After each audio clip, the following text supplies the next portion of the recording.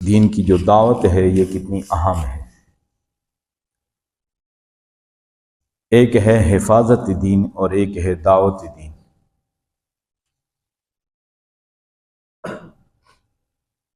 حفاظت دین مقدم ہے دعوت دین سے۔ اب دین کی حفاظت ہوگی، تحفظ ہوگا تو پھر دین کی دعوت ہوگی۔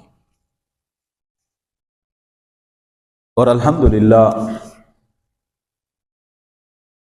آج اس حوالے سے حفاظت دین کے حوالے سے بھی اور دعوت دین کے حوالے سے بھی کام ہو رہا ہے۔ اور حفاظت دین کے مراکز اللہ نے مدارس کو، مساجد کو بنایا ہے۔ ان کو دین کا قلعہ بھی کہا جاتا ہے۔ یہ دین کی حفاظت کے ذریعے ہیں۔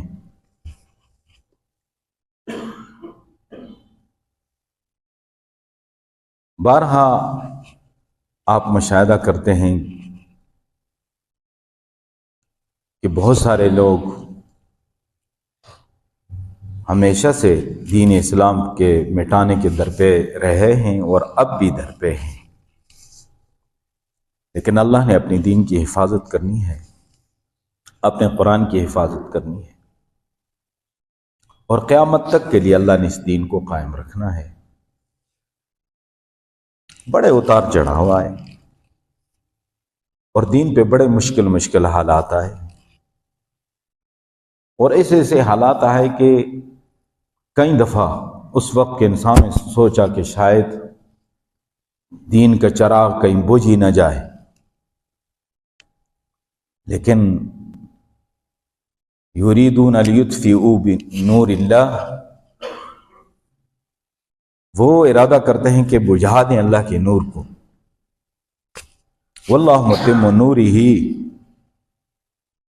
ولو کرہ الکافرون، اللہ اپنے اس نور کو عام اور تام کرنے والا ہے قیامت تک کے لیے، اگرچہ کفار اس پر یہ کتنے ہی ناگوار کیوں نہ۔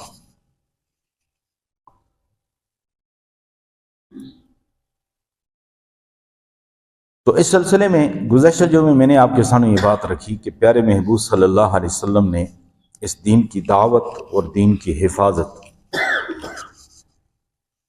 اس کے لیے کتنی قربانیاں دی، آپ کے صحابہ اکرام نے کتنی قربانیاں دی، اور آپ صلی اللہ علیہ وسلم ایک ایک شخص کو جا کر دین اسلام کی دعوت دیتے تھے، کلمہ اور توحید کی دعوت دیتے تھے۔ بلکہ آپ کی سب سے پہلی دعوت کا مرکزی نقطہ یہ تھا کہ ایھا الناس قولوا لا الہ الا اللہ تفلحوا، لوگوں لا الہ الا اللہ کہہ دو کامیاب ہو جاؤ۔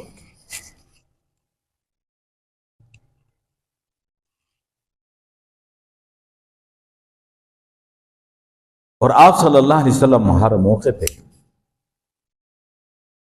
جا کر لوگوں کو قرآن سناتے،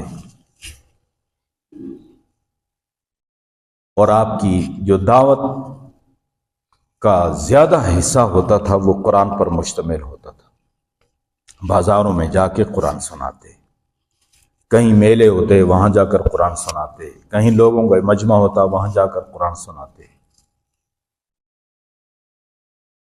انفرادی طور پہ، اجتماعی طور پہ